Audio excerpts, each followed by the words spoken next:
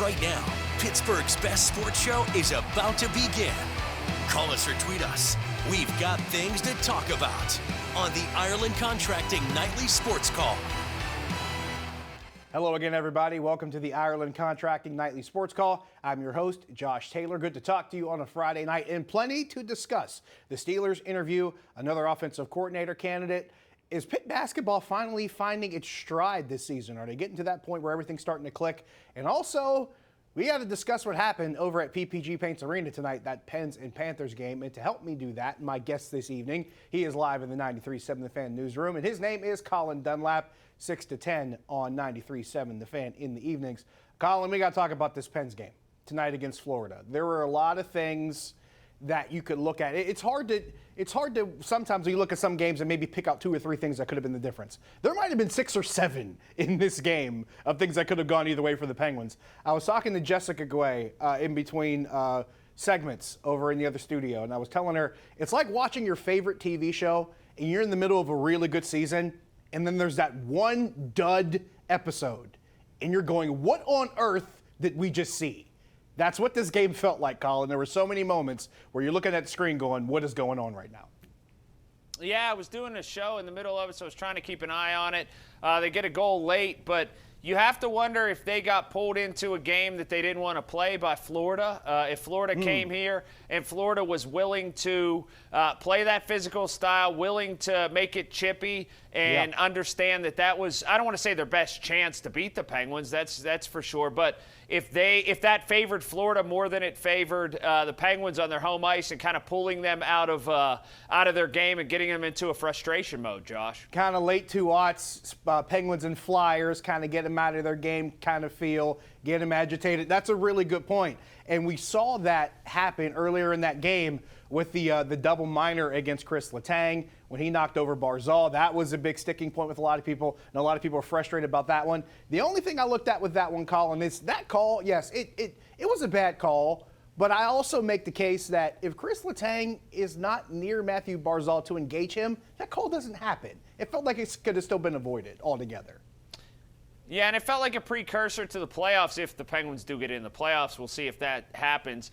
But it feels like there are moments in time and spans of time over the past 5 or 6 years where, whether it's late in the regular season, but oftentimes in the playoffs, where the Penguins and sometimes the top-end stars lose their mind. I get it and I understand it, but at the end of regulation, do you really want, especially at this time of year, and I get the old hockey mentality, I understand it, but do you really want Evgeny Malkin squaring off with somebody right now as January's about to turn into February? I mean, do you honestly want that? It doesn't feel like some of this stuff is worth it, and it feels like Letang and Malkin both are just still, at this stage in their career, pulled out of their game far too easily. Yeah, and Evgeny Malkin got saved by the bell there pretty much figuratively and literally, because that fight literally happened at the end of overtime and they broke it up before either one could actually drop the gloves and throw a blow. But you're absolutely right. This is not one of those times when this team needs to lose focus and starts taking bad penalties, getting into situations like Malkin got into late in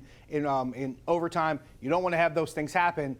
Oh, yeah, by the way, there's the other thing. 1 of 8 on the power play tonight. You talk about things going wrong in the playoffs, Colin. You go 1 and 8 on the power play in the playoffs, you're not going to win a lot of playoff games. It's going to be something that works against you, pretty much. Yeah, there's been nothing. There's been no continuity to it all season. It's been the frustration. It's caught the ire of Penguin fans, and rightly so, that it doesn't feel as if it's advanced at all from the beginning of the season, and that's been a big sticking point.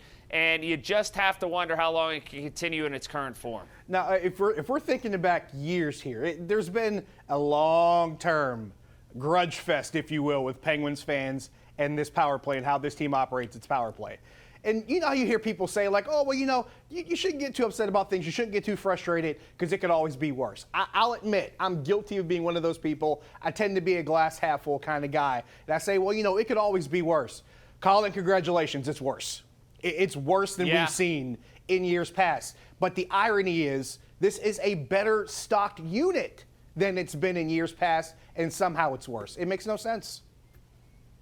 Yeah, and I don't know how it gets better. I think that's the big quandary here is, do you change up people? Do you go with the second power play unit first? Do you move the point man?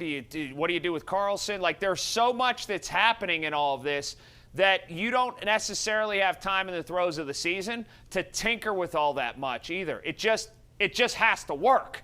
And unfortunately, that solution is one that stinks, but I think that's where you're left right now. And there was a point where earlier in this season they were going to try to do that and start tinkering with maybe 2 units, and a handful of guys got hurt and they never really delved into it. And you start to wonder if that was something that maybe, had it worked in the timing that they wanted to do it, maybe we see a solution sooner rather than later. 412-575-2600. That is the number. Give us a call, or you can shoot me a tweet over at Josh Taylor HD. We will take a break. When we come back, we've got our tweet of the night. We're answering your tweets, and we're taking phone calls. Stick around.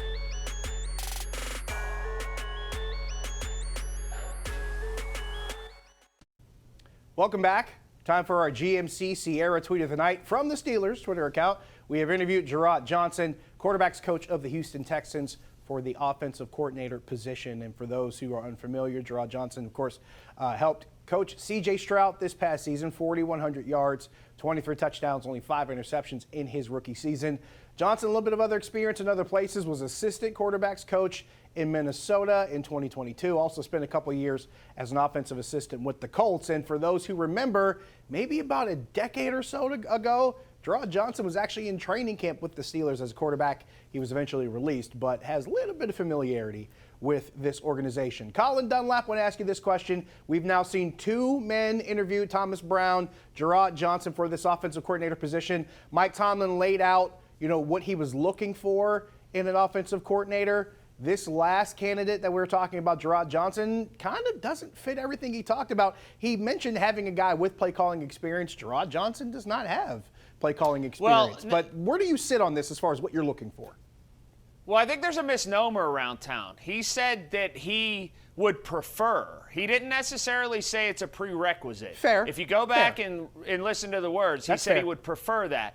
That's fair. One thing I do like, Josh, about all of this and the whole process, not even just the 2 guys that they've brought in, but the names that are mentioned as candidates, we're seeing innovative, we're seeing young, and I'm not an ageist, I'm just being real here. We're seeing young, we're seeing innovative, and we're seeing people whose career arc is on the way up, and their last stop might not be in Pittsburgh. Like, you're waiting for the Steelers to say the next 2 guys we're bringing in are Bruce Coslett and Norm Chow, because that's normally how they do business.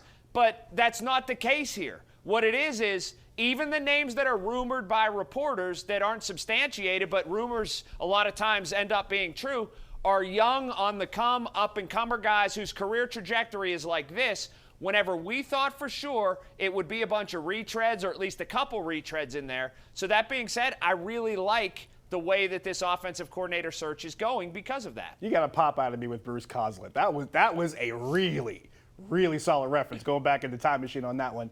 To your point, the thing that I like, me particularly, about the 2 guys, just the 2 in question, and we'll see what happens, how the other candidates measure up. I like the fact that it's 2 guys that have extensive experience working with quarterbacks, because that's such an important part of how this offense is going to progress, regardless of who it is, whether it's Kenny Pickett or if Mason Rudolph comes back, or insert quarterback name here.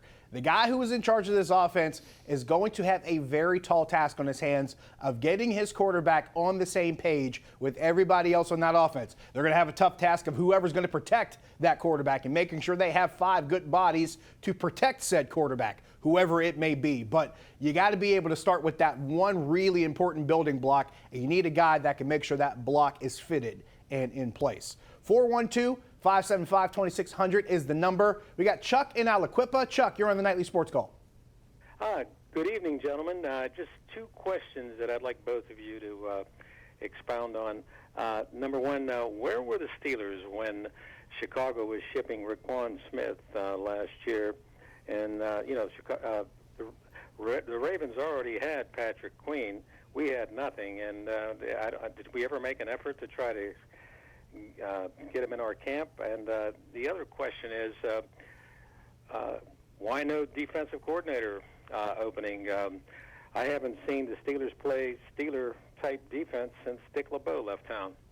Well, Dick LeBeau left town, and his defense left with him. To answer the first question, Colin, correct me if I'm wrong here. At the time Roquan Smith was on the market, Chicago was looking for a lot of draft picks, and Roquan Smith had a pretty big contract, and the Steelers were not trying to give up draft picks, and they didn't have the cap space. That's really the primary reason that I would probably point to for that one. For the latter thing, I know a lot of people wanted Terrell Austin gone, Colin, and people make good cases about it, but this is where I remind people, this is a defense that was 6th in points allowed. They were in the top 5 in turnovers. They were one of the best red zone defenses in the league, and they helped this team win games when their offense could not do it. That's why Terrell Austin is coming back or it's expected to return in next season.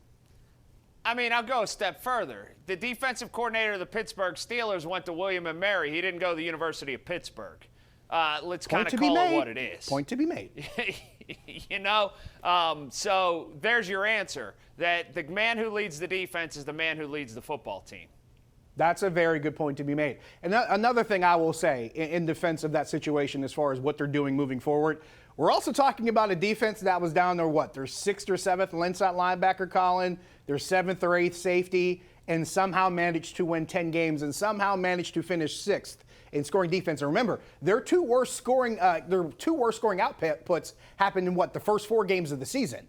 The scoring defense got better as the season went on, as they got less and less healthy, if that even makes sense. But that's what we're talking about as far as the job that they did compared to what they had going on earlier in the season. They actually got better as far as allowing points, even though they weren't being as healthy toward the end of the season. Got a question here on Twitter, Colin, that I think you'll be interested in. It's from Zach. He says, do you think the Pirates will occasionally have David Bednar set up while Aroldis Chapman closes this season? And I know you got a lot of personal connection with David Bednar. I wanted to see what you thought about A, that signing, and B, how you think this could work. No, I don't think that that'll happen. And 2, one thing that I foresee happening that they need to head off is this. Aroldis Chapman ain't going to be up for work in the 6th inning, or even 7th inning. This is a dude that they better keep happy or it could go south real quick. He doesn't have time to play it by somebody else's rules. I'm excited for the signing. I think at the very worst case scenario, somebody's going to overpay at the deadline for relievers like they always do. Best case scenario, you find yourself in the hunt. You got somebody who throws 103 miles an hour. Here we go. But they better keep this guy happy throughout the year, because it could go real bad real quick if they don't. He's not going to want to hear a case where Colin Holderman's getting the baseball and he's not. It's just what I'm telling you. No, that's a fair point. And you're talking about a situation where, Colin, you want to have a capable closer. That's true. But this kind of game now in the modern day of baseball, you better have at least 1 or 2 good high leverage guys, because you might face the better part of a lineup in the 8th inning as opposed to the 9th inning. So if you don't have a guy that can get you through the 8th inning, it doesn't matter who your 9th inning guy is. And to your point, Aroldis Chapman didn't get to this status of his career by being a 6th, 7th, 8th inning guy. He wasn't a middle reliever. He wasn't a setup guy. He did it for the most part being a closer and the guy who's finishing off games and intimidating batters and getting dudes out. And I think you bring up a really good point. They got to try to find a way to strike a balance between these two guys. Now, the one thing I think sticks out to me is that if we're talking about specifically with usage, you can get multiple innings out of a David Bednar if you need them. You might only look for maybe 4 or 5 outs, maybe 4 tops out of an Aroldis Chapman, depending on the situation, considering the fact he's a left-handed guy. It may be more of a matchup thing. It could be a very, very complicated little mix and match situation where you're able to match things up lineup-wise, which could be an advantage, which is true. But to your point, you're going to have to make sure you're finding a balance with both guys to keep both guys, both A, efficient and effective, and B, happy. We got to take another break. We'll wrap up when we come back. We got to talk some Pitt basketball. Stick around.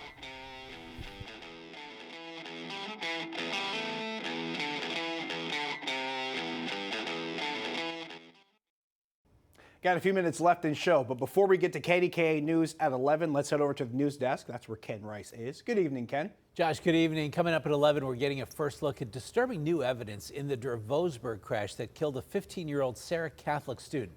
Plus, KDK investigated an apparent problem with certain Honda SUVs. Now KDK is getting answers for Honda owners, and the social media account posting videos of local high school students fighting.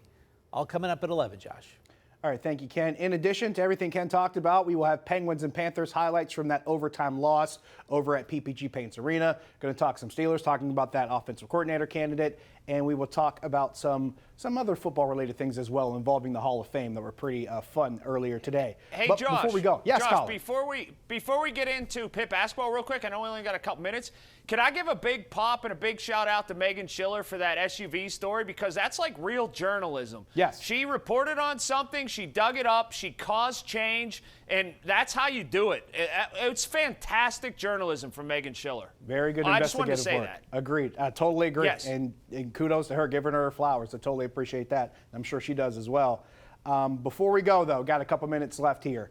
Pitt basketball, pretty interesting week for Pitt. Last Saturday, they go on the road to Cameron Indoor. They beat Duke. Then, during the week, they go to Atlanta. They beat Georgia Tech. Seems like each of these road games get further and further away. Tomorrow, they're going to be in Miami facing the Hurricanes. But they beat Duke. Then they come back and beat Georgia Tech. Now they got a chance to make it 3 in a row on the road tomorrow in Miami. Colin, for me, it's not even the fact that they won back-to-back games on the road. I think it's the way they're winning these games on the road as they approach this Miami game tomorrow. Do you feel like this team is starting to find its stride with the coaching staff, the roster, and how everything's starting to click together? We'll find out midday tomorrow in Coral Gables, because that's not an easy place to play. That team is good, and they will guard you. That's one thing with that team. And they will try to expedite the pace of play. And there is never an easy 1 foot when you play against Miami. I mean, they pick up and they'll guard you. They'll guard the heck out of you. So we'll figure it out and we'll find out. But what Pitt needs to do, I think, in what they did against Duke is it's very simple. Pitt is not a team that is going to have a ton of success playing from behind. They're not going to play big catch-up basketball. They're not going to hawk you down from being down 7 or 8 points. They need to be in a game the whole game to win a game. That's a good point. I really appreciated the fact of how aggressive they were against Duke. Right. They made it a point to stay out in front. They really wanted to make sure they pushed the pace and tried to be aggressive and getting points and getting good shots off. And Blake Hinson was out of his mind. You got to point that out because when he gets hot, he's just incredible. But to your point, yes, they are a team that needs to be aggressive. They need to stay out in front or at least within arm's length to maybe put themselves in position to land that knockout punch. I thought they did that really well last week in Durham. I thought they did a pretty good job of finishing against Georgia Tech, and we will see tomorrow in Miami. We are out of time. Thanks to Colin Dunlap for joining us again tonight. For Colin Dunlap, for our producer, Steve Banco, and our team here at KDKA, I'm Josh Taylor saying thanks for watching, thanks for your calls, thanks for your tweets. It's you guys that make this show great. We'll be back tomorrow. See ya.